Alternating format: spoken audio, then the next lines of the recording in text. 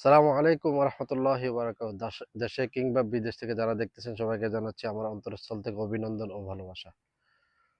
আশা করি সবাই ভালো আছেন, এই আশা ব্যক্ত করছি। আজকে যে বিষয়টা নিয়ে আসছি সেটা হচ্ছে যার জমি তার মাটি তার বালি। আহ, ভারতের উজানি ঝড়ের কারণে যে আমাদের বন্যা এলাকা ক্ষতিগ্রস্ত হয়েছে সেটা আসলে বলা বাহুল্য। আমাদের যে ক্ষতি হয়েছে সেটা আল্লাহ ছাড়া কেউ পূরণ করার মতো নয়। তারপরেও আমাদের বন্যা কবলিত এলাকা পশ্চিম উপজেলা সহ ফেনী জেলা অনেক ক্ষতিগ্রস্ত হয়েছে প্রত্যেকটা পরিবার তার জায়গা থেকে। বন্যা পরিস্থিতি পানি নেমে যাওয়ার পরে আমরা যা দেখতেছি আমাদের কারো জমি বালু দিয়ে মরুভূমি হয়ে গেছে, কারো জমি আবার খাল হয়ে গেছে। সেক্ষেত্রে